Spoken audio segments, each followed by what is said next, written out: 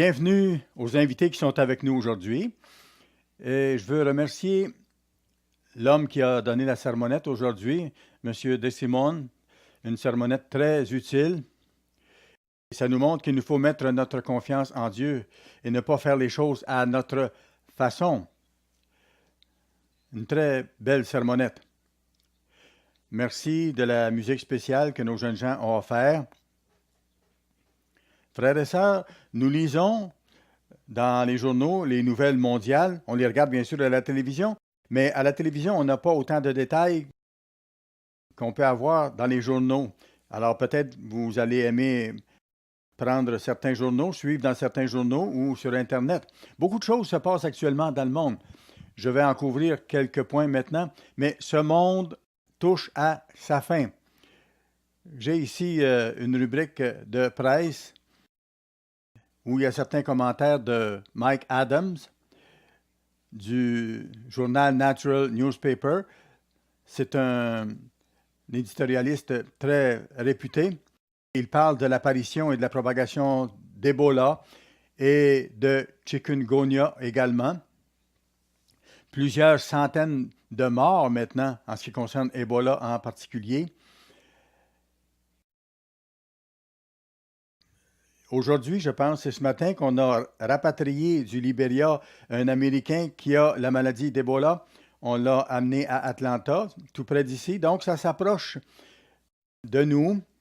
Et vous savez, si quelque chose dérape, la maladie peut s'étendre en Amérique. C'est une maladie mortelle des temps modernes.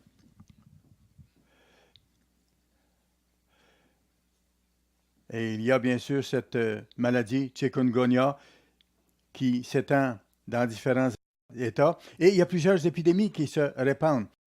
Dieu avait averti que ça allait se produire. Les infections se sont multipliées dernièrement aux États-Unis par 500%. Et une autre coupure de presse ici parle de SRAS qui réapparaît, une maladie horrible. En Chine, il y a la réapparition de la peste bubonique et plusieurs villes ont été mises en quarantaine. Au Wisconsin, il y a des invasions d'insectes, invasions très importantes, au point de couvrir à certains endroits presque totalement les voitures. C'est inhabituel. Les choses avancent. Vous savez qu'en ce qui concerne les guerres se multiplient partout sur la face de la Terre, peut-être plus que jamais auparavant dans l'histoire du monde. Il y a une guerre terrible qui se produit actuellement en Irak et l'État islamique tue les gens, ces barbares tuent les chrétiens qui ne veulent pas payer un tribut spécial ou qui ne veulent pas se convertir à leur forme d'islamisme. En Iran, les choses deviennent de plus en plus tendues. En Syrie, la guerre se poursuit. Il y a plus de 100 000 victimes maintenant. À Benghazi, une ville très importante, les terroristes ont pris le contrôle. C'est là que l'ambassadeur des États-Unis a été tué il y a quelque temps. Il y a du sang qui coule un peu partout à travers le monde, en Afrique entre autres. Dans plusieurs pays d'Afrique, des gens sont enlevés, violés, mutilés. Et en Amérique, nos leaders sont confus. Il y a eu un rapport aujourd'hui, un éditorial par Charles Krauthammer, un éditorialiste très estimé dans le monde. Et il démontre qu'à peu près dans toutes les décisions que nos leaders prennent, ils les prennent de mauvaise façon. On se détourne de nos alliés. On se les met à dos alors qu'on essaie de s'approcher de nos ennemis. Nos leaders ne savent plus quoi faire. Qu'est-ce qui se passe? Nous savons ce que Dieu dit, que ce monde s'est détourné de Dieu. Et Dieu retire les bénédictions que nous avions auparavant. Nous aurions dû avoir un leadership chrétien, mais nous ne l'avons pas. Le monde a absolument besoin d'avoir un gouvernement juste. Le monde en a besoin, même s'ils n'en sont pas totalement conscients. Certains, par contre, commencent à en parler. Les gens commencent à dire on n'a pas la bonne sorte de leadership. Qu'est-ce que nous devrions être en train de faire? Tournez avec moi à Psaume chapitre 33, s'il vous plaît. Verset 8. Psaume 33, verset 8. Que toute la terre craigne l'Éternel. Si le monde entier craignait l'Éternel et avait un respect profond pour ce qu'il dit et qu'il voulait au moins appliquer un peu de ce que Dieu dit, tout serait changé. Que toute la terre craigne l'Éternel, que tous les habitants du monde tremblent devant lui. Car il dit, et la chose arrive. L'Éternel renverse les desseins des nations, verset 10. Mme Clinton, avant ça, occupait un poste important et ses décisions étaient mauvaises. Maintenant, c'est John Kerry, qui est secrétaire d'État américain. Et on prend des décisions qui sont opposées à ce qui est censé. Erreur sur erreur. L'Éternel renverse les desseins des nations. Et Dieu le fait parce que nos dirigeants sont coupés de lui. Ils font la promotion des perversions sexuelles. Ça, ils sont d'accord et ils en font la promotion. Mais en ce qui concerne de bien diriger la nation, ils ne le savent pas et nos nations s'en vont dans l'abîme. L'Éternel renverse les desseins des nations. Il anéantit les projets des peuples. Les desseins de l'Éternel subsistent à toujours, et les projets de son cœur de génération en génération. Heureuse la nation dont l'Éternel est le Dieu. Comme M. Obama a dit il y a quelque temps, il a dit ce que nous étions, les États-Unis autrefois, nous ne le sommes plus maintenant. Au moins là-dessus, il avait raison. Nous ne sommes plus ce que nous étions. Pourquoi? À cause de nos leaders qui sont devenus faibles. Il y a 30 ans ou 50 ans, rien de ce qui se passe actuellement ne se passait. Il y avait un sens d'unité, un sens de patriotisme. Et s'il y avait eu la perversion sexuelle comme il y a aujourd'hui, les gens auraient été éliminés des villes, auraient été jetés à l'extérieur, pour ainsi dire. Mais maintenant, les gens disent « Ah, c'est formidable, ces choses-là. » Heureuse la nation dont l'Éternel est le Dieu, heureux le peuple qu'il choisit pour son héritage. Allons maintenant au verset 20. Notre âme espère en l'Éternel. Il est notre secours et notre bouclier, car notre cœur met en lui sa joie. Pourquoi? Car nous avons confiance en son nom, en son saint nom. Frères et sœurs, si vous réfléchissez à ça et qu'on pense à la sermonnette de M. DeSimone,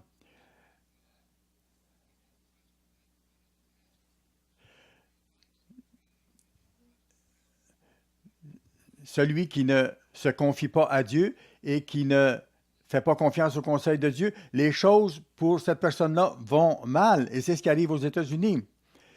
Il dit, car notre cœur met en lui sa joie, car nous avons confiance en son saint nom. Nous, il nous faut avoir confiance en Dieu, avoir confiance à sa parole écrite, avoir confiance à tout ce que Dieu nous enseigne pour que les choses aillent de mieux en mieux dans nos vies personnelles. Et ce sera le cas dans nos nations lorsque le Christ sera revenu. Le grand Dieu, El Shaddai, le Dieu Tout-Puissant, veut qu'il y ait des leaders justes. Et il est en train de préparer ces leaders-là. Où? Ici, dans l'Église, dans la vraie Église de Dieu. Et dans nos camps d'été pour les jeunes et dans nos activités de l'Église et ainsi de suite. Allons à Genèse chapitre 1. Genèse chapitre 1. Il nous faut bien voir tout ce que ça veut dire.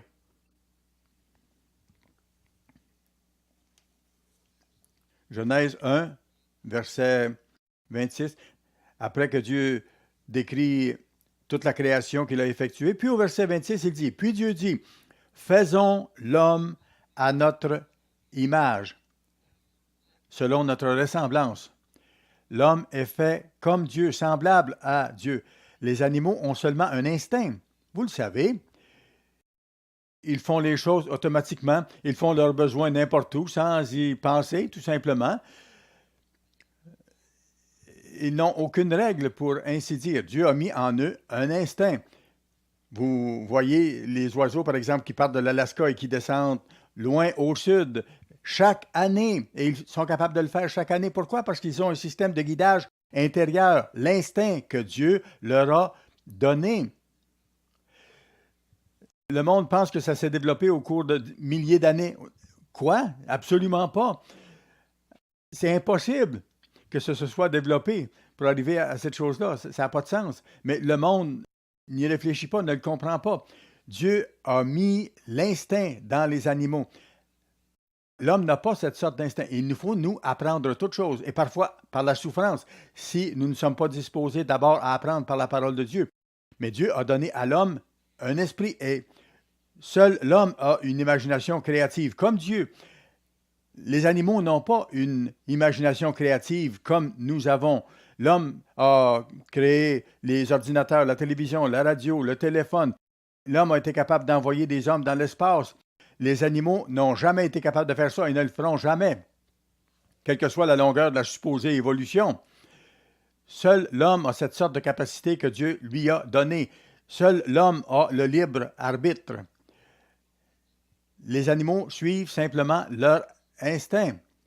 En ce qui nous concerne, Dieu nous teste parce que nous avons le libre arbitre. Nous pouvons choisir de faire le bien et résister au mal, ou nous pouvons choisir de suivre notre nature humaine et de résister au bien. Nous avons cette capacité à cause du libre arbitre. Nous sommes faits à l'image de Dieu. Alors, Dieu et le deuxième être de la famille de Dieu ont dit « Faisons l'homme à notre image, selon notre ressemblance, et qu'il domine sur les poissons de la mer. » Dieu les bénit, verset 28, et leur dit « Soyez féconds, multipliez, remplissez la terre, et dominez sur les poissons de la mer, sur les oiseaux du ciel et sur tout animal. » L'homme a reçu la domination, c'est-à-dire l'administration de la terre. Nous avons la capacité d'organiser, de prendre des décisions, de diriger, et Dieu veut qu'on apprenne à faire ça, qu'on développe de faire ça. Dieu a dit à Adam et Ève de prendre soin du jardin d'Éden sur le plan écologique pour continuer de garder la beauté du jardin et même de le développer. Mais malheureusement, ce n'est pas ce que l'homme a fait. Dieu nous donne la possibilité d'apprendre ça parce que plus tard aussi, Dieu va nous donner l'administration de la terre entière. Il va nous donner même d'administrer les anges, de diriger les anges. Plus tard, peut-être des planètes entières.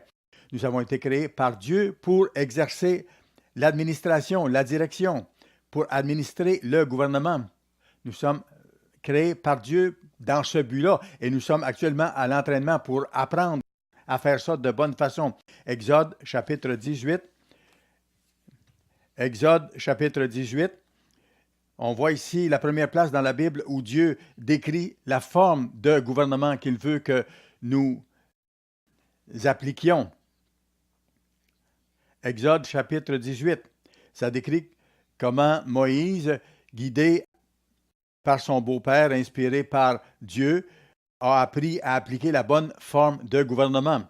Allons au verset 16. On se rappelle que Moïse recevait tous ceux qui avaient des conflits ou des différends ou des choses à régler.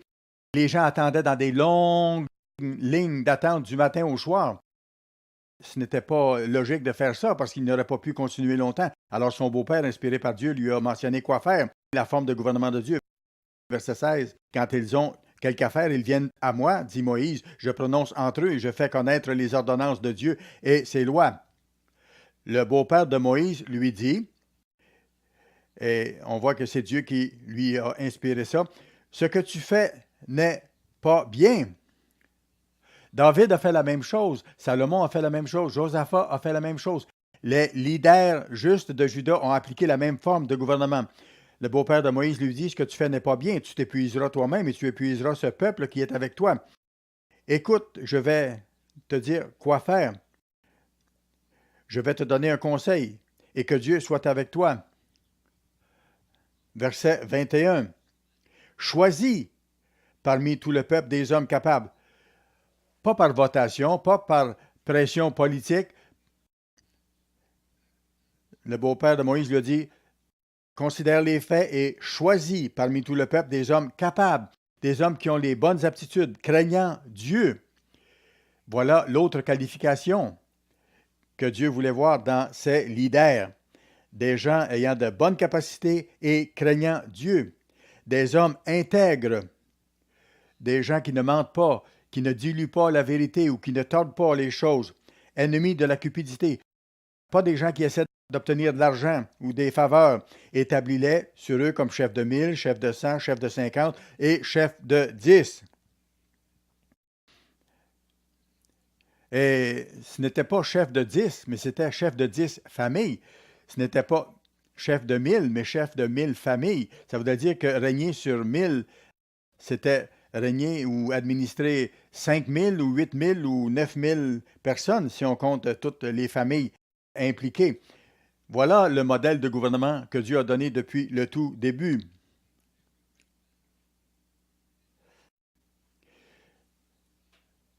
Voyez-vous, Moïse et ses conseillers étaient la Cour suprême à ce moment-là. Qu'ils jugent le peuple en tout temps, qu'ils portent devant toi toutes les affaires importantes et qu'ils prononcent eux-mêmes sur les petites causes. Allège ta charge et qu'ils la portent avec toi. Nos systèmes de justice manquent complètement. J'ai appris dernièrement, par exemple, qu'ils ont exécuté un homme pour meurtre, un meurtre terrible, qu'il avait commis quand? Il y a plusieurs années.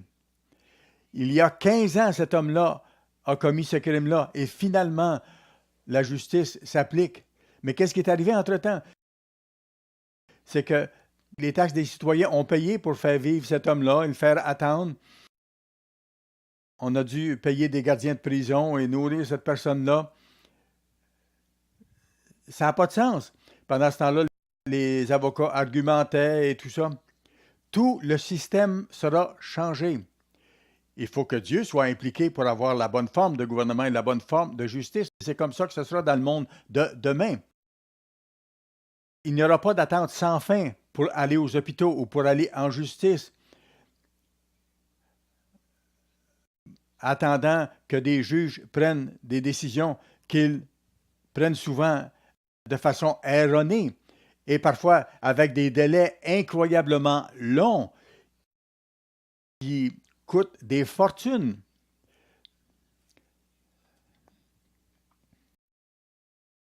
Et après ça, vous avez tout le processus des appels qui n'en finit plus. Dieu a donné la sorte de structure gouvernementale pour s'occuper de ces décisions-là, comment diriger. Et après ça, vous trouvez dans Deutéronome chapitre 1.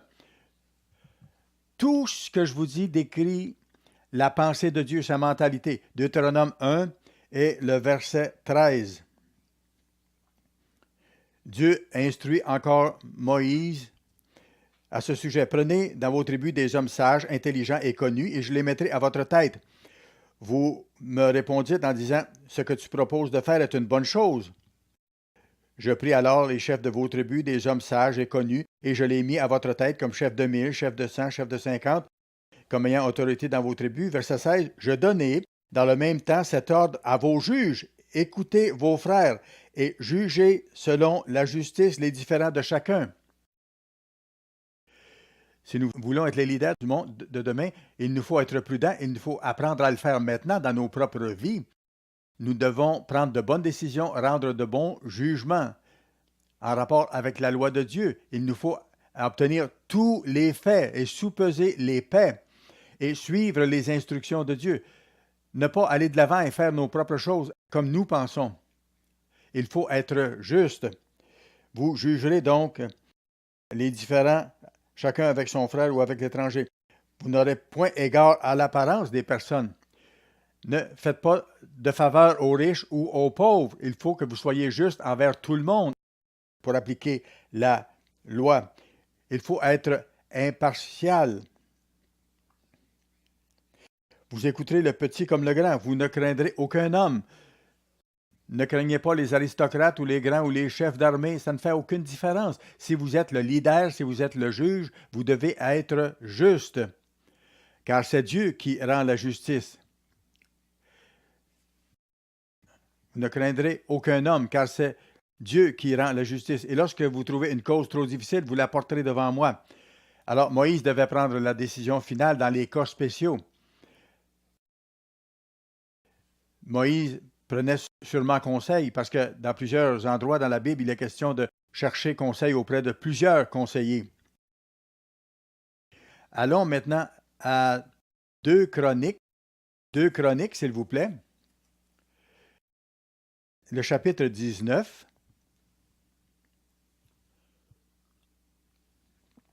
2 Chroniques, chapitre 19, le verset 3. Il parle ici de Josaphat, un roi juste, mais qui a fait des erreurs. Il dit, mais il s'est trouvé de bonnes choses en toi, car tu as fait disparaître du pays les idoles et tu as appliqué ton cœur à chercher Dieu. Josaphat s'était préparé, il avait préparé son cœur. Il avait étudié la partie des Écritures qu'ils avaient à l'époque. Il a médité là-dessus, il a prié et il a cherché Dieu. C'est ce que nous devons faire en ce moment si nous voulons devenir des rois et des administrateurs dans le royaume de Dieu. Comment prendre les bonnes décisions? Appliquez ceci dès maintenant dans votre vie actuelle. Pensez comment Dieu agirait à votre place. Qu'est-ce qu'Abraham ferait? Lorsque j'ai des décisions importantes à prendre, je me demande, qu'est-ce que le Christ ferait aujourd'hui? Et parfois, je me demande, qu'est-ce que M. Armstrong ferait ou quelque autre leader juste? J'ai appris à travers tout ça. Appliquez votre cœur à chercher Dieu. Verset 4. Josaphat resta à Jérusalem, puis il fit encore une tournée parmi le peuple, depuis Beersheba jusqu'à la montagne d'Éphraïm. Verset 5. Il établit des juges dans toutes les villes fortes du pays de Juda et dans chaque ville. Et il dit aux juges, prenez garde à ce que vous ferez, car ce n'est pas pour les hommes que vous prononcerez des jugements, c'est pour l'Éternel. Vous jugez pour le Dieu vivant, vous êtes responsable de ça. Soyez prudents à ce sujet-là. L'Éternel qui sera près de vous quand vous le prononcerez. Vous jugez pour l'Éternel.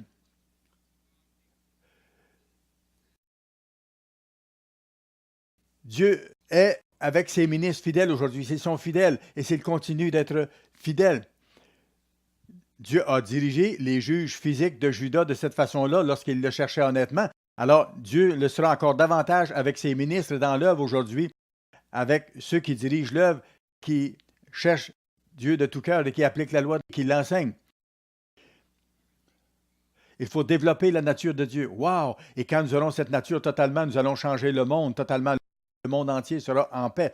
Tout sera changé quand les êtres humains vont découvrir Dieu et vont découvrir la voie de vie véritable de Dieu qui mène au bonheur. Dieu était avec eux dans les jugements. Verset 7. Maintenant que la crainte de l'Éternel soit sur vous, veillez sur vos actes, car il n'y a chez l'Éternel notre Dieu ni iniquité, ni égard pour l'apparence des personnes. Aucune partialité, ne pas prendre de pot de vin,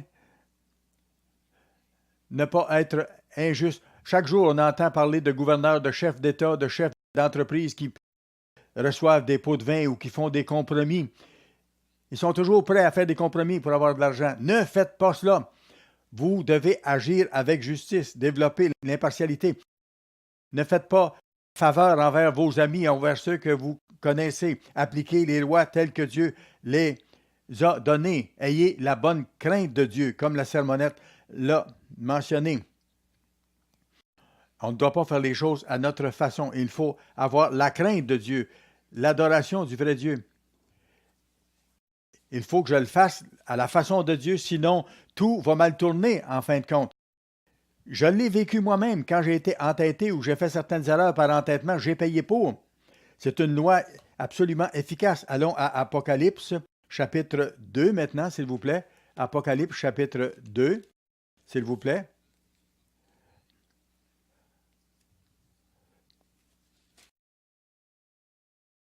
Verset 26.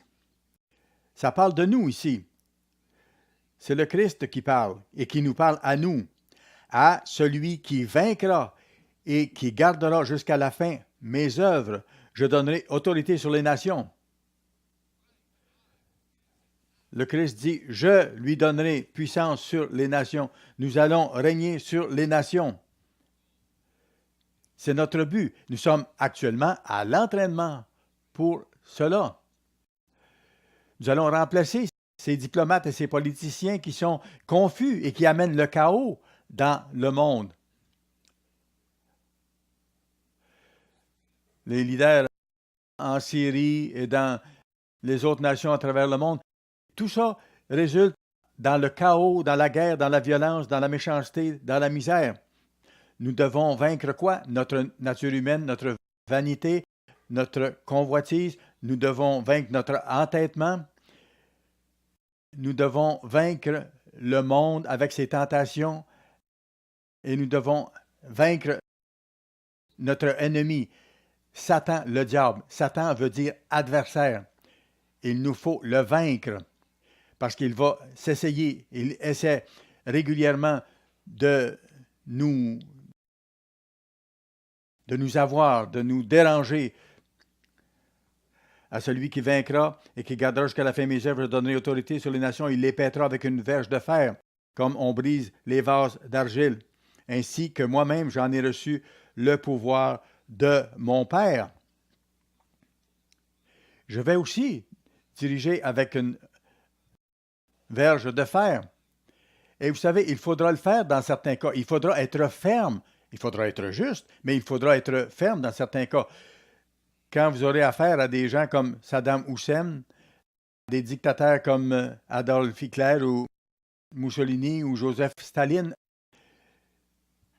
vous ne leur parlerez pas simplement avec douceur et avec gentillesse. Ils n'entendront pas raison à ce moment-là. Tout ce qu'ils comprennent, c'est la puissance.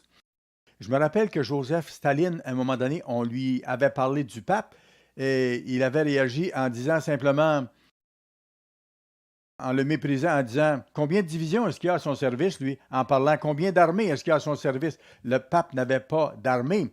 Bien sûr, il avait une grande influence dans le monde. Ce que ces dictateurs comprennent, c'est la puissance. Et ce qu'ils respectent, c'est une force plus forte que la leur. Et nous allons devoir l'appliquer à ce moment-là. Nous allons pouvoir faire descendre du feu du ciel. Nous allons pouvoir leur fermer la bouche. Et s'ils essaient de parler, on va pouvoir les empêcher de parler simplement. Et ils vont reconnaître qu'il y a une puissance devant eux, une puissance qu'ils n'ont jamais rencontrée auparavant. C'est la seule chose qui amènera ces dictateurs à respecter une autorité. Apocalypse, chapitre 5 maintenant. Ça parle du chant des saints, ça parle des prières des saints maintenant. Verset 9, « Et il chantait un cantique nouveau en disant, c'est inspiré par Dieu, « Tu es digne de prendre le livre et d'en ouvrir les sceaux, car tu as été immolé et tu as racheté pour Dieu, par ton sang, des hommes de toute tribu. » Il parle du Christ ici, de toute langue, de tout peuple et de toute nation. Le sang précieux du Christ est extrêmement important. Tous les êtres humains qui sont appelés peuvent aller au Père à cause du sacrifice de Christ s'ils se repentent. Et regardez, verset 10, « Tu as fait d'eux. » Pour lui, c'est comme si c'était fait. Dans Romains 4, verset 17, Dieu appelle les choses qui ne sont pas comme si elles étaient. Pour lui, c'est comme si c'était fait, parce que c'est son plan. Et personne ne l'empêchera d'accomplir son plan. Dieu a fait de vous, frères et sœurs, ici et à travers le monde. Pour lui, dans son esprit, il vous a déjà fait roi et enseignant et sacrificateur, si vous êtes persévérant. Pour lui, c'est comme si c'est déjà fait. Le plan est établi et il va l'amener à terme. Si vous êtes fidèle, vous allez régner sur 5 villes, 10 villes ou sur une nation complète et plus tard peut-être sur une planète ou sur toute une galaxie, dans la famille de Dieu. Tu as fait d'eux un royaume et des sacrificateurs, des enseignants. Voilà votre appel. Vous n'êtes pas appelé pour passer l'éternité au ciel à jouer de la harpe, absolument pas. Vous êtes appelé à régner sur la terre. Pensez-y, j'ai été appelé pour appliquer le gouvernement de Dieu. Il faut que j'apprenne maintenant les règles de ce gouvernement-là et que j'en vive. Il faut que je fasse confiance à Dieu, qu'il va nous diriger, avoir foi en Dieu, marcher avec lui pour faire partie de ce gouvernement-là. M. Armstrong disait, royaume veut dire gouvernement. Et c'est ce que nous enseignons. C'est ce que le Christ enseignait. Le Christ est venu annoncer le royaume de Dieu. Repentez-vous et croyez à la bonne nouvelle, le gouvernement de Dieu qui sera établi sur la terre. Et ça s'en vient très vite maintenant sur nous, très rapidement. Dieu a fait de nous des rois et des enseignants.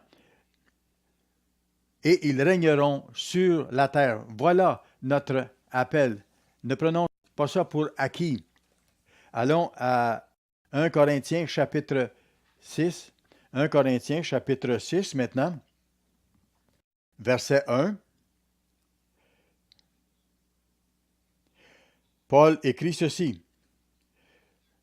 Et il veut que les Corinthiens comprennent le but de leur vie et ce qu'ils ont à faire, comment ils doivent, dès leur vie présente, appliquer les lois de Dieu. C'est très important et c'est vrai pour nous aussi. L'un d'entre vous, lorsqu'il a un différend avec un autre, ose-t-il plaider devant les injustes et non devant les saints? On n'est pas habitué à ça, je sais, mais c'est la réalité. Dieu entend ce qu'il dit ici. Lorsque vous avez un différend avec quelqu'un dans l'Église, il faut aller vers l'autorité de l'Église pour avoir l'aide nécessaire et pour que les bonnes décisions soient prises. Ne savez-vous pas que les saints jugeront le monde? Dieu nous a appelés. Nous sommes appelés à faire ça. Il y a deux raisons principales pour lesquelles Dieu a décidé de vous appeler maintenant et de m'appeler maintenant. Premièrement, nous sommes appelés pour être des exemples autour de nous et pour faire l'œuvre. Alors, nous devons faire l'œuvre. Nous avons cette occasion d'accomplir l'œuvre de Dieu maintenant. Mais deuxièmement, nous sommes également appelés pour devenir des rois et des enseignants. Nous sommes pour ça à l'entraînement maintenant. Et nous apprenons par les sermons, par les études bibliques, par les activités de l'Église, par les évangélistes, par les pasteurs, par les anciens, dans l'organisation de l'Église de Dieu. Plusieurs d'entre vous, vous aidez de différentes façons, vous supportez l'œuvre, vous avez une attitude de service, vous les membres, de gentillesse, vous le faites avec amour et vous le faites de la façon dont Dieu veut que vous le fassiez et Dieu vous donnera de plus grandes responsabilités, peut-être dans la vie actuelle, mais peut-être seulement dans le monde à venir. Peut-être vous régnerez sur 10 villes à ce moment-là. Certains de nos diacres ou diaconesses maintenant auront peut-être un poste plus important que des ministres ou que les dirigeants de l'Église aujourd'hui. Je le dis honnêtement. Je vous ai déjà parlé de ça. Dr. Hay et moi et d'autres évangélistes parlions parfois de Bill Hamburger, un diacre très efficace. On ne l'a jamais ordonné ancien ou ministre. Pas du tout. Pas parce qu'on ne l'aimait pas. On l'aimait, mais il n'avait pas ce qu'il fallait pour être ministre. Il n'avait pas une grande formation scolaire et il lui manquait beaucoup dedans. C'est un homme qui avait certaines limitations. Il avait une ferme avicole. Il ne savait pas trop comment se conduire en public, ni comment s'habiller. Mais il est venu au collège et il a servi de façon extraordinaire. C'était un diacre merveilleux. Il y avait des gens parmi nous dans le ministère ayant des postes élevés qui ne donnaient pas le bon exemple. Et nous nous disions, Dr. Hay, moi-même et d'autres à ce moment-là, que Bill Hamburger aura sans doute dans le monde à venir un poste plus élevé que nous. Pourquoi? Parce que cet homme-là était profondément converti et il servait de toutes les façons imaginables. Je sais qu'il sera dans le royaume. Certains des évangélistes qui étaient là à l'époque ne seront peut-être pas là et d'autres qui seront dans le royaume auront peut-être des postes moins élevés que Bill Hamburger. Vous regardez dans Luc 12, verset 48. « À celui à qui on donne beaucoup, beaucoup sera redemandé. » Dieu nous donne selon nos possibilités. Dieu regarde ce qu'on fait avec ce qu'il nous donne, avec ce qu'il nous a donné. Et c'est ça qu'il considère. Nous sommes appelés pour juger le monde. Ne savez-vous pas que les saints jugeront le monde? Nous sommes appelés à faire ça. Et si c'est par vous que le monde est jugé, êtes-vous indigne de rendre les moindres des jugements? Ne savez-vous pas que nous jugerons les anges? Et comme je vous ai expliqué, le mot grec ici, c'est diakrino, et différentes formes de ce mot ne veut pas toujours dire condamner. Vous regarderez dans les commentaires, ça ne veut pas toujours dire condamner, le mot juger. Ça veut dire, selon les contextes, juger veut dire administrer, veut dire diriger. Et dans ce verset ici, ça veut dire administrer ou diriger. Ne savez-vous pas que nous administrerons ou que nous dirigerons les anges? Aujourd'hui, ils sont nos serviteurs, nous ne les voyons pas. Mais dans le royaume, nous allons être au-dessus d'eux et ils seront à notre service pour accomplir ce que nous avons à accomplir. Ils feront partie de notre équipe pour administrer les villes ou les nations. Nous jugerons, nous administrerons, nous dirigerons les anges et nous ne jugerions pas à plus forte raison les choses de cette vie. Si donc vous avez des différends pour les choses de cette vie, ce sont des gens dont l'Église ne fait aucun cas que vous prenez pour juge. C'est un reproche qu'il fait. Pourquoi est-ce que vous allez vers les juges du monde, vous, membres de l'Église? Pourquoi aller vers un juge charnel qui ne croit même pas en Dieu, qui peut être un alcoolique, qui peut tromper sa femme? Vous ne le connaissez pas, mais vous êtes prêt à lui faire confiance davantage que les anciens locaux dans l'Église ou les ministres dans l'Église. C'est sûr, vous les connaissez plus, eux, parce qu'ils sont plus proches de vous et vous connaissez un peu leurs faiblesses. Mais vous ne savez pas, le juge que vous voulez aller voir, vous lui faites confiance, mais vous ne savez pas qui il est vraiment. Ne faites pas ça. Faites confiance au Christ. C'est lui qui dirige son Église, son gouvernement. C'est ce que nous devons faire. Certains vont dire, « Ah, M. Meredith, vous êtes en charge, c'est plus facile pour vous. » Non. Vous pouvez parler à Carl McNair. Non, il est mort. Parlez à Burt McNair. Il est dans United. On a été ensemble longtemps. Il pourra vous le dire. Vous pourrez demander à d'autres personnes qui m'ont connu à l'époque. J'ai toujours été loyal envers M. Armstrong, même dans les temps extrêmement difficiles. C'était pas facile, vous savez, je le sais. Je l'ai fait. J'ai été loyal envers M. Armstrong quand j'ai été envoyé en exil. J'ai dit oui, monsieur, j'y vais. Même si je savais que c'était injuste, je savais que Dieu allait s'occuper de la situation. Et il l'a fait chaque fois, chaque fois, chaque fois. Il ne m'a jamais, jamais laissé tomber. Et il ne nous abandonnera jamais si nous sommes fidèles et si nous sommes loyaux. C'est lui qui est en charge. Un homme méchant durant la crise qu'a vécue l'Église universelle de Dieu lorsqu'elle a été placée sous tutelle. Je connaissais ses problèmes. Ce n'était pas Garner Ted Armstrong, c'était quelqu'un d'autre. Et il a crié après moi. Il y a 2 hommes seulement qui ont crié après moi. Ça n'a jamais été un des Armstrong. Il a crié après moi et il a dit, si tu dis à M. Armstrong mes problèmes et ce que je fais, je vais te briser, je vais t'écraser, je vais te détruire. Je savais qu'il voulait le faire. Il a essayé à maintes reprises de me faire expulser de l'Église, mais c'est lui qui a finalement été mis à l'extérieur de l'Église. Il est tombé dans la fosse qu'il avait creusée pour moi, comme il est écrit. Celui qui creuse une fosse pour détruire quelqu'un tombe lui-même dans la faute. J'ai vu ça se produire à maintes reprises. Ne pensez pas que Dieu n'est pas là. Dieu est là. Dieu est vivant et Dieu agit. Le Christ est le chef vivant de l'Église. Il va guider ces choses et il va faire en sorte que ça sorte au mieux. Soyez-en certains. Je le dis à votre honte, vous allez vers des juges charnels. Est-ce qu'il n'y a pas un homme sage parmi vous qui pourrait prononcer un jugement entre ses frères? Mais un frère plaide contre un frère, verset 6, et cela devant des infidèles. C'est déjà certes un défaut chez vous que d'avoir des procès les uns avec les autres. Pourquoi ne souffrez-vous pas plutôt quelque injustice?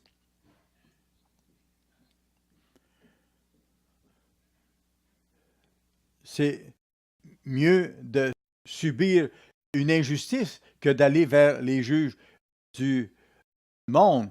Il faut rester sous le gouvernement de Dieu.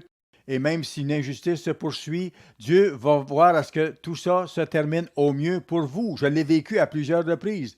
Je pourrais vous donner des noms, je pourrais vous décrire des circonstances que j'ai vécues à 6 ou 7 reprises et ça a toujours tourné pour le mieux. Jésus-Christ est vivant. Il écoute ce sermon et il l'inspire. Il est en charge de l'Église et il s'occupe des siens. Et il fait en sorte que les choses se terminent au mieux. Tournons maintenant à Éphésiens chapitre 1. Il faut que le Christ soit réel pour vous, pour chacun d'entre vous. Étudiez ce livre pour ça. Nourrissez-vous-en. Sachez que Dieu est réel, que le Christ est réel et vous allez le voir agir dans vos vies. Alors, je prends au milieu d'une phrase de Paul ici, verset 19. Et quelle est envers nous qui croyons l'infinie grandeur de sa puissance, se manifestant avec efficacité par la vertu de sa force, il l'a déployé en Christ, en le ressuscitant des morts et en le faisant asseoir à sa droite dans les lieux célestes, au-dessus de toute domination, de toute autorité, de toute puissance, de toute dignité et de tout nom. Ça veut dire tout poste, toute autorité qui peut être nommée, non seulement dans le siècle présent, mais encore dans le siècle à venir. Il a tout mis sous ses pieds, sous les pieds du Christ. Toutes choses ont été mises sous les pieds du Christ et il l'a donné pour chef suprême à l'Église. Le Christ est le chef des programmes d'été qu'on met de l'avant dans l'Église et tous les autres programmes. Il est en charge des finances, il est en charge de l'administration de l'Église, il est en charge du département de l'éditorial, du département d'envoi du courrier. Bien sûr, il nous arrive de faire des erreurs parfois, mais nous apprenons à partir de ces erreurs-là et le Christ nous guide. Nous croissons. À mesure que les années passent, nous apprenons et nous améliorons. L'œuvre continue de s'accomplir. Il est en charge. Il faut être certain de ça. Et il nous laisse apprendre des leçons, bien sûr. C'est lui qui nous guide. Il est en charge. Il a tout mis sous ses pieds et il l'a donné pour chef suprême à l'Église, qui est son corps. Nous sommes le corps choisi du Christ. Le Christ avait 2 mains, 2 pieds, 2 oreilles lorsqu'il était sur la terre. Il n'est plus sur la terre lui-même maintenant, directement comme ça, mais nous sommes ses mains, ses oreilles, sa bouche pour annoncer l'Évangile, qui est son corps, la plénitude de celui qui remplit tout en tous. Il faut comprendre ça, vraiment, et l'apprécier. Le Christ est vivant. Allons un peu plus loin à Éphésiens, chapitre 4. Éphésiens, chapitre 4. Verset 1. Je vous exhorte donc, moi, le prisonnier dans le Seigneur, à marcher d'une manière digne de la vocation qui vous a été adressée, en toute humilité et douceur, avec patience. Il ne faut pas être effronté, bien sûr, et dur. On est là simplement pour une courte période et après ça, on est parti. Vous, les jeunes gens, réalisez ça.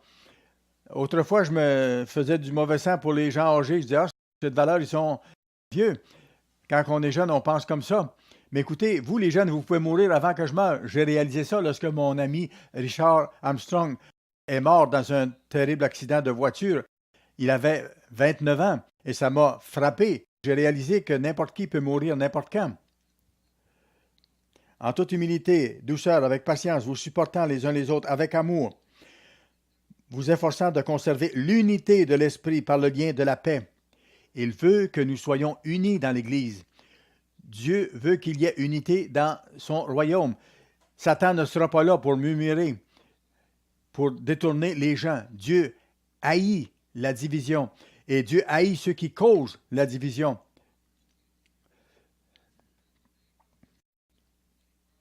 Plusieurs proverbes nous le montrent. Nous devons nous efforcer de développer et de garder l'unité dans l'Église. Pas l'unité païenne, mais l'unité de l'Esprit de Dieu. Par le lien de la paix, il y a un seul corps. Il n'y a pas différents corps enseignant différentes choses, absolument pas. Et un seul esprit, comme vous avez été appelés à une seule espérance par votre vocation. Il y a un seul Seigneur, une seule foi, une seule sorte de croyance. Les gens disent il y a la foi bouddhiste, la foi catholique ou la foi de ceci ou la foi de cela. Ce sont des foi différentes, mais il doit y avoir seulement une seule approche divine. Plusieurs branches de l'Église universelle ont beaucoup de différences. C'est Dieu de juger ça, mais ils ont tous des différences par rapport à la vérité de base. Il y a une seule foi, un seul baptême, un seul Dieu et Père de tous, et qui est au-dessus de tous, et parmi tous, et en tous. Dieu doit être en nous par son Saint-Esprit. Verset 11, ensuite, il dit ceci, en parlant du Christ, et il a donné les uns comme apôtres. C'est le Christ qui a établi les postes dans l'Église. Il a donné les uns comme apôtres, les autres comme prophètes, les autres comme évangélistes, les autres comme pasteurs et docteurs ou enseignants. Comme je dis, frères et sœurs, il y a des gens qui m'ont dit, peut-être 35 fois ou plus, vous êtes un apôtre. Non, je ne suis pas un apôtre. J'ai été ordonné par M. Armstrong en tant qu'évangéliste. Et si Dieu veut que je sois apôtre, alors il va me donner plus de pouvoir. Il va me donner de faire des miracles inhabituels, ce qu'il n'a pas fait. Alors, je fais ce que Dieu m'a ordonné de faire. Certains, même de mes anciens étudiants, se disent plus importants et se sont propulsés en se disant qu'ils sont des apôtres pour montrer comment ils sont grands. On ne doit pas faire ça. C'est Dieu qui a établi les postes. D'autre part, il faut respecter les postes que le Christ a établis dans son Église. M. Ames et Dr. Winney, je pense que c'est M. Ames qui a dit à un des leaders d'un des groupes de l'ancienne Église universelle de Dieu qui était venu nous rencontrer, dans cette Église-là, ils ne croient pas aux postes qui sont donnés par Christ, comme on voit ici. Et M. Ames lui a dit, vous n'êtes pas considéré comme un évangéliste, pourtant vous avez été ordonné évangéliste dans l'Église universelle. Vous n'êtes pas considéré comme ça dans votre Église? Et le monsieur a dit non. Et il a baissé les yeux, il n'avait pas de réponse. Il est resté dans cette Église, mais il savait qu'il ne l'appellerait jamais évangéliste, même s'il avait été ordonné évangéliste par M. Armstrong. Il ne respecte pas les postes établis par Dieu. D'autres arrivent ensuite et se propulsent à des postes et s'autoproclament dans des postes. Pourquoi est-ce que Dieu a établi ces postes? Pour quelle raison? Verset 12. Pour le perfectionnement des saints, en vue de l'œuvre du ministère et de l'édification du corps du Christ. Pour annoncer l'Évangile à travers le monde. Jusqu'à ce que nous soyons tous parvenus à l'unité de la foi et de la connaissance du Fils de Dieu. Dieu veut de l'unité. Dieu ne veut pas avoir des gens qui murmurent et qui disent « allons voir ceux-ci, allons ailleurs, allons vérifier ailleurs ce qui est enseigné. Allons voir ceux qui font une autre œuvre ailleurs. » On a enseigné des gens, moi je l'ai fait pendant des années, ils sont partis et ils enseignent des choses différentes maintenant. Dieu déteste ces choses-là. Dieu dit au contraire qu'on doit en arriver à l'unité de la foi et de la connaissance du Fils de Dieu, à l'état d'homme fait, à la mesure de la stature parfaite du Christ. Il nous faut refléter la nature du Christ dans toutes les facettes de notre vie, son caractère. Ainsi, nous ne serons plus des enfants flottants et emportés à tout vent de doctrine par la tromperie des hommes. C'est ce qui est arrivé tellement de fois au cours des années à plusieurs personnes. À tout bout de champ, il y a des gens qui apparaissent. C'est bizarre, c'est triste. Je peux vous dire sincèrement devant Dieu et devant le Christ, dans les années 50 et 60, les mêmes arguments ont été apportés qu'on voit réapparaître à tout bout de champ. Par exemple, comment compter quand arrive le jour de la Pâque ou le jour de la Pentecôte? Comment faire ceci ou cela? Toutes sortes d'arguments qui reviennent à tout bout de champ. Par exemple, les noms sacrés. À tous les 5 ou 10 ans, certains arrivent et disent « on devrait prononcer les noms de Dieu en hébreu pour que ça soit valable. » Ce n'est pas dans la Bible. On peut le prouver à tous ceux qui ont un esprit ouvert et qui veulent comprendre. Ces personnes argumentent et ne semblent pas comprendre. Et vous savez, quand ces personnes-là commencent à répandre ça dans l'Église, il y en a des gens qui se laissent avoir avec ça. Certains, par exemple, disent que il y a un Jésus noir et un Israël noir. Non, il n'y a pas un Jésus noir. Lorsque vous regardez l'histoire et que vous regardez la Bible, on sait que Jésus a existé, qu'il a été connu dans le monde entier et qu'il était juif. Ce n'était pas un mélange de différentes nationalités, il était un juif pur. Est-ce qu'il était meilleur à cause de ça? Non. Je ne suis pas juif, je n'essaie pas de monter en épingle les juifs, non pas. Mais le Christ n'était pas asiatique et il n'était pas noir, il était juif. C'était un descendant, on le voit dans les chronologies, il était un descendant du roi David, il était un juif. Des gens arrivent avec des idées bizarres qui ne sont pas bibliques. Ils prétendent connaître la Bible et ils sont complètement dans l'erreur. Ils n'ont aucun fondement. Ils argumentent et ils essaient de déranger des gens qui sont faibles.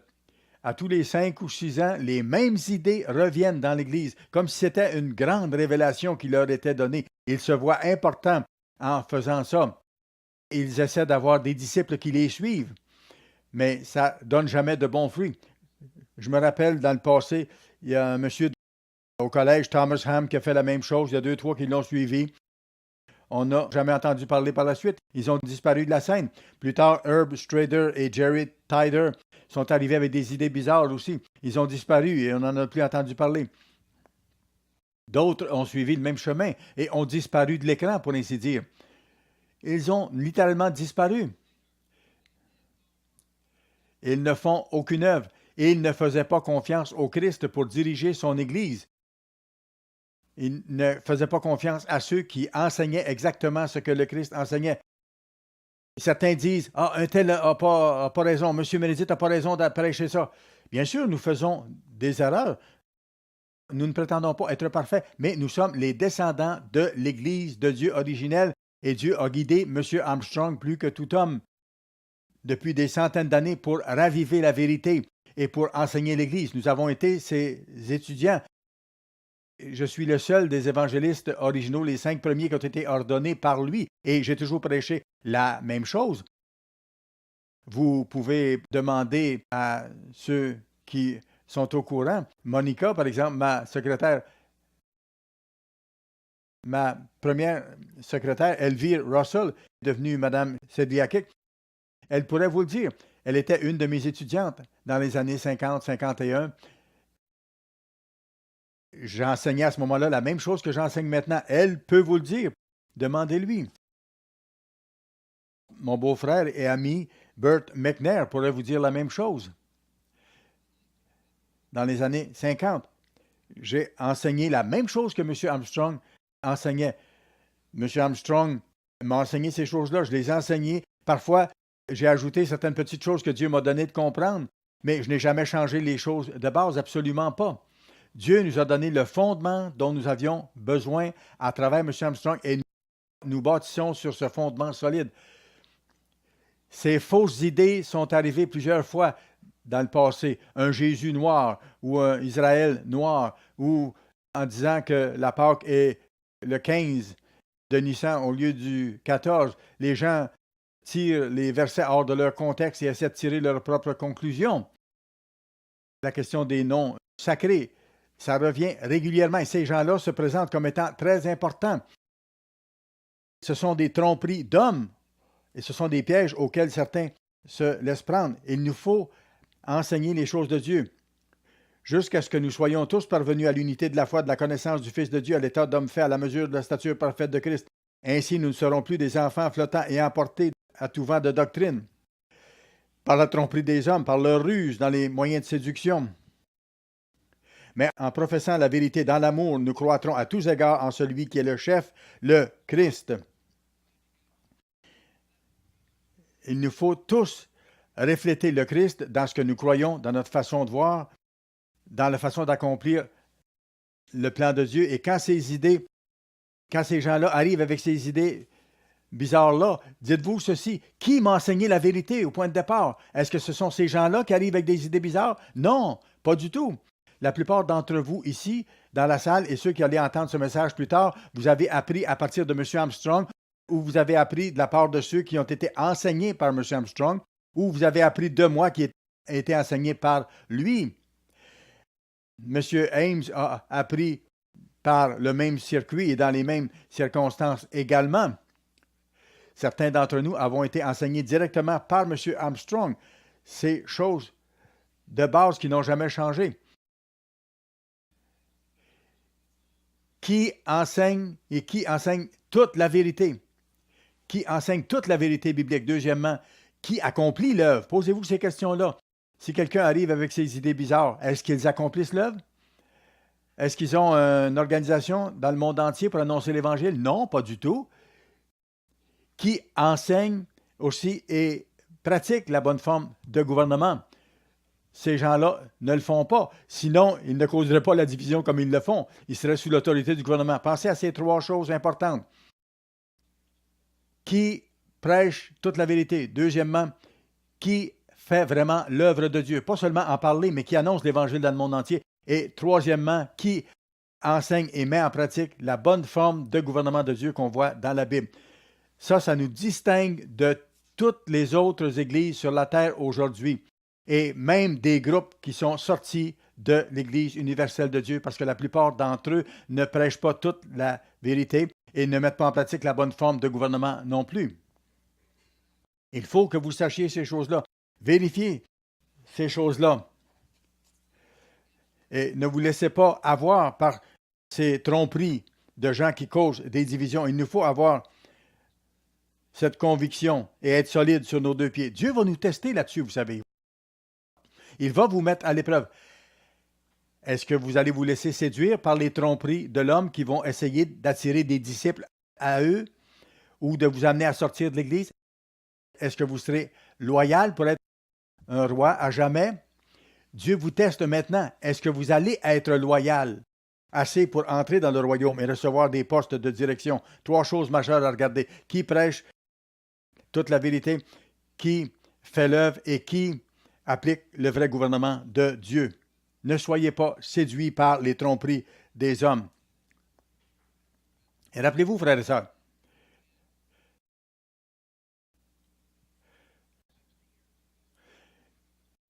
quand je suis arrivé dans l'Église, après ma graduation, Herman Hay, moi-même et d'autres, nous avions des réunions régulières avec M. Armstrong. Une discussion de ces choses-là. On avait un conseil des anciens. M. Armstrong s'y référait régulièrement. J'étais fidèle, loyal. Nous avons appliqué le principe biblique et M. Armstrong le faisait, d'avoir plusieurs conseillers. Et nous avons prouvé, hors de tout doute, que ces fausses idées qui reviennent à tout bout de champ sont fausses, ne sont pas bibliques. Trouvez qui sont les vrais serviteurs de Dieu, qui accomplissent l'œuvre, qui appliquent la vraie forme de gouvernement. Et vous allez savoir où est la vraie Église. Tous ceux qui ont fait ça, tous ces dissidents-là, où est-ce qu'ils sont aujourd'hui? Ils ont complètement disparu. En 1998, qu'est-ce qui est arrivé à ceux qui nous ont poussés hors de l'Église universelle de Dieu? Du groupe de l'Église universelle de Dieu à l'époque qui avait quitté la bonne voie, ça s'est divisé en plusieurs groupes. Certains ont disparu, certains sont devenus des tout petits groupes. Ils ont été divisés et surdivisés. Ils n'avaient plus l'unité et ils ne font certainement plus l'œuvre de Dieu. Aucun de ces hommes-là ne font l'œuvre de Dieu maintenant. Ils sont, dans le fond, nulle part actuellement. M. Armstrong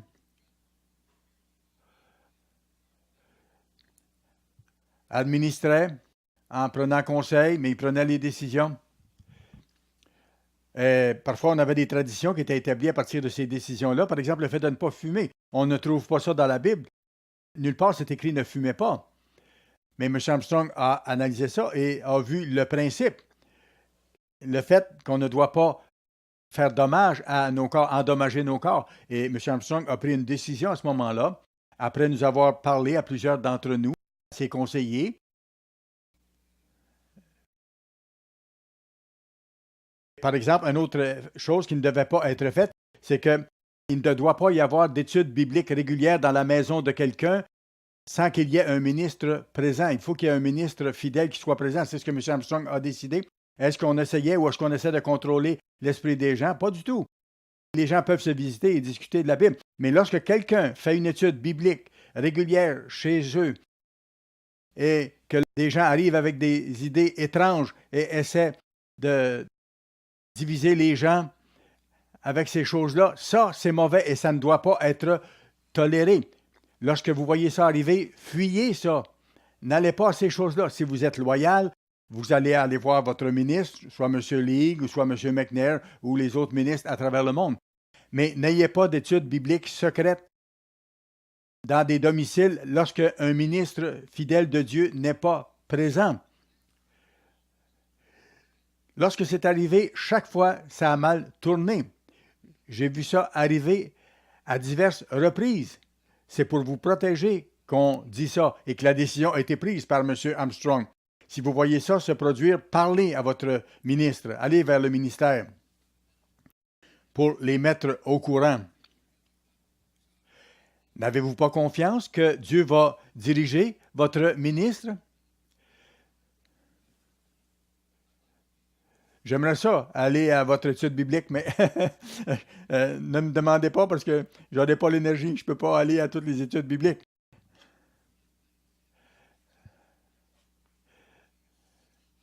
Il faut que vous ayez les bonnes informations et que vous fassiez les choses de bonne façon pour ne pas être entraîné. Allons à Proverbes chapitre 11, s'il vous plaît.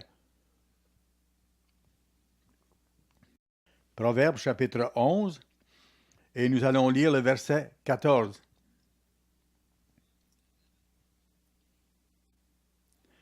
Dieu dit ceci: quand la prudence fait défaut, ou quand le conseil fait défaut, quand il n'y a pas de conseil, le peuple tombe, et le salut est dans le grand nombre de conseillers. Il faut aller chercher plusieurs conseils, 3 ou 4 conseils lorsque vous avez une grande décision à prendre.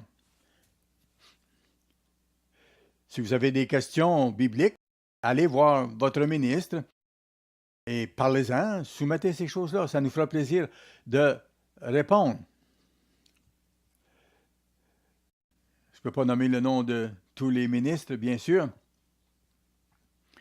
Et on ne peut pas vous conseiller tous personnellement, nous ici au quartier général, mais allez voir vos ministres locaux lorsque vous avez des questions bibliques et allez chercher conseil, comme par exemple pour vous marier. Je me rappelle au collège ambassadeur, il y a des jeunes qui voulaient se marier et qui essayaient de faire ce qu'on appelait du magasinage de ministres. Ils essayaient de chercher un ministre parmi tous les ministres qui étaient là, qui allait penser un peu plus comme eux pour faire ce qu'ils voulaient faire. Ça, c'est pas d'avoir vraiment la multitude de bons conseils. Soyez honnêtes. Cherchez l'opinion ou le conseil de plusieurs personnes, des gens qui sont neutres et qui vont vous donner un jugement basé sur les lois de Dieu. Proverbes chapitre 12 maintenant, s'il vous plaît. 12 et le verset 26. Le juste montre à son ami la bonne voie. La bonne traduction, c'est le juste doit choisir ses amis avec soin. Parce que la voie des méchants les égare. Voyez-vous, essayez pas de vous associer, par exemple, avec quelqu'un qui fume pour vous donner raison de fumer. Est-ce que c'est comme ça que vous allez vaincre et que vous allez croître? Non, choisissez vos amis. Restez proches. Faites ami avec quelqu'un qui est loyal, quelqu'un qui s'efforce de vivre selon Christ. Ayez en tant qu'ami quelqu'un qui craint Dieu. Choisissez vos amis avec soin. Parce que la voie des méchants les égare. Et c'est une chose très importante. Soyez prudents concernant qui vous choisissez pour être vos amis réguliers. Si vous voulez devenir leader dans le monde de demain, Dieu ne veut pas vous voir avoir des doutes, être confus et être déloyal. Il faut que vous prouviez à Dieu que vous êtes sage, que vous êtes loyal et que vous voulez développer de faire des décisions impartiales. non pas des décisions basées sur des considérations personnelles. Proverbe 13 et le verset 20 maintenant. Un de mes versets préférés dans le livre des Proverbes. Celui qui fréquente les sages devient sage, mais celui qui se plaît avec les insensés s'en trouve mal, c'est-à-dire sera détruit dans l'original. Certains jeunes d'entre vous, vous vous tenez avec d'autres qui fument ou avec d'autres qui boivent trop. C'est fou, c'est insensé. Ne faites pas ça. Éloignez-vous de ces gens-là. Tenez-vous avec des gens qui sont propres, qui font les choses de Dieu. Ça va vous aider à rester pur et à faire les choses comme il faut. Celui qui fréquente les sages devient sage.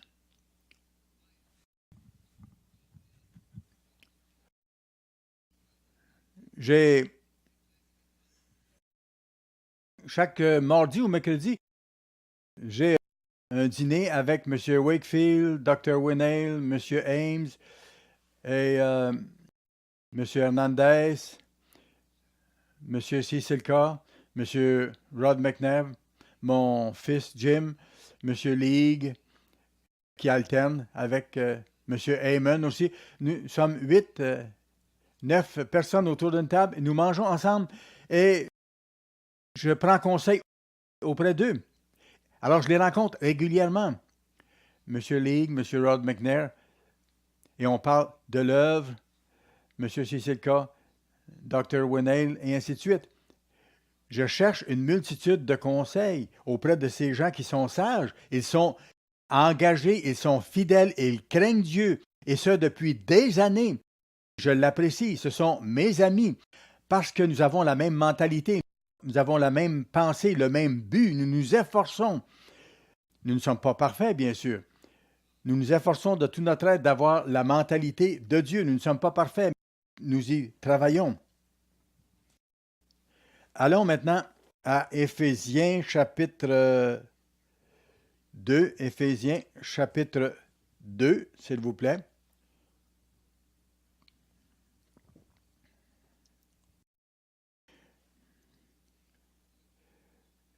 Paul parle aux Éphésiens charnels ici, vous étiez morts par vos offenses et par vos péchés. Verset 2 maintenant, dans lesquels vous marchiez autrefois selon le train de ce monde, selon le prince de la puissance de l'air, de l'esprit qui agit maintenant dans les fils de la rébellion.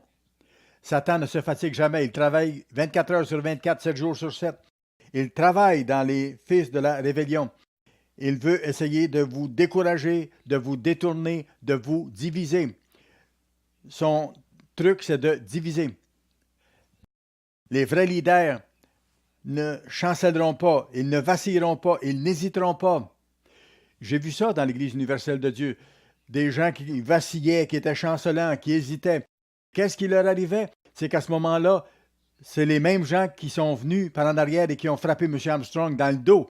Ils sont devenus de plus en plus faibles. Ils ont été guidés par Satan. Dieu ne pourra pas vous utiliser comme leader dans le royaume si vous n'êtes pas loyal. Il faut commencer à le pratiquer maintenant.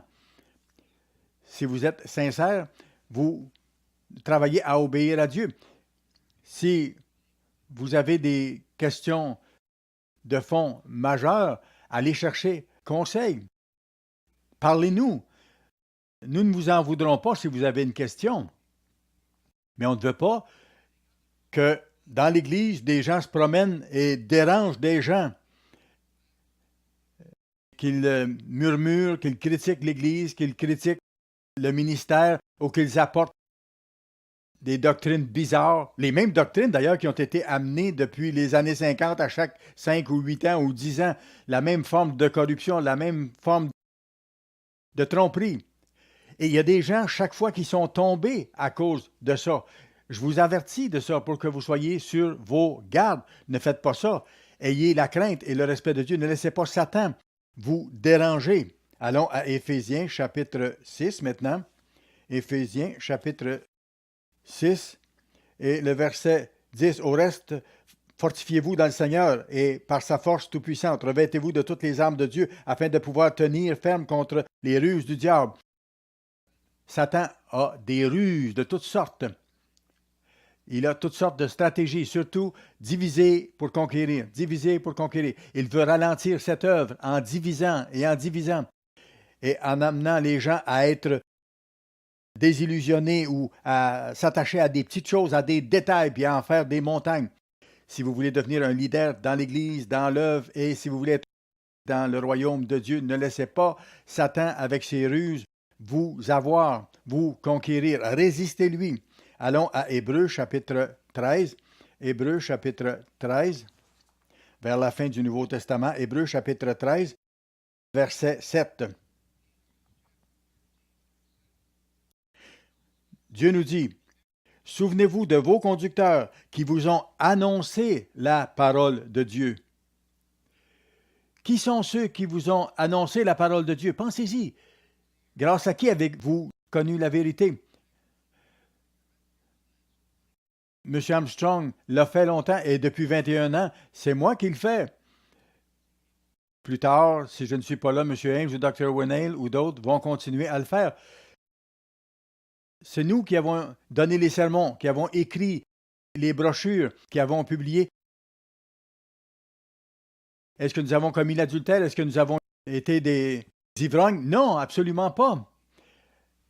Nous sommes une petite église, vous pouvez le vérifier, ce n'est pas ce que nous avons fait. Nous avons tenté d'être les meilleurs exemples possibles. Souvenez-vous de vos conducteurs qui vous ont annoncé la parole de Dieu. Considérez quelle a été la fin de leur vie et imitez leur foi. Jésus-Christ est le même hier, aujourd'hui et éternellement. Suivez l'exemple de Christ. Nous suivons son exemple. Verset 17. Regardez ce qui est écrit. Obéissez à vos conducteurs. C'est un commandement de Dieu. Obéissez à vos conducteurs et ayez pour eux de la déférence, car ils veillent sur vos âmes, dont ils devront rendre compte. Qu'il en soit ainsi, afin qu'ils le fassent avec joie et non en gémissant, ce qui ne vous serait d'aucun avantage. Alors, il dit, obéissez à vos conducteurs, suivez leurs instructions, comme eux suivent le Christ. Mais n'essayez pas de critiquer ce qu'ils font, n'essayez pas de toujours les analyser, et n'essayez pas de réinventer la roue. Ce n'est pas une bonne attitude envers le leadership que le Christ a établi dans son Église. Allons dans Daniel maintenant, chapitre 12. Daniel, chapitre 12. Dans l'Ancien Testament, un passage très connu, verset 1, Daniel 12. Ça parle du temps de la fin, comme on voit à Daniel 11, verset 40, au temps de la fin. Daniel 12, verset 1. En ce temps-là se lèvera Michaël, le grand chef, le défenseur des enfants de ton peuple. Et ce sera une époque de détresse telle qu'il n'y en a point eu de semblable depuis que les nations existent jusqu'à cette époque. En ce temps-là, ceux de ton peuple qui seront trouvés inscrits dans le livre seront sauvés. Nous serons délivrés si Dieu voit que nous sommes loyaux, si nous développons l'unité de la famille de Dieu, si nous sommes loyaux, si nous accomplissons les choses comme il veut que nous les accomplissions. Nous serons délivrés. Plusieurs de ceux qui dorment dans la poussière de la terre se réveilleront. À quel moment? C'est le moment de la résurrection, au moment du retour de Christ. Les uns pour la vie éternelle et les autres pour l'opprobre, pour la honte éternelle. Et je sais que vous ne voulez pas cette dernière catégorie. Ceux qui auront été intelligents, est-ce que nous sommes intelligents?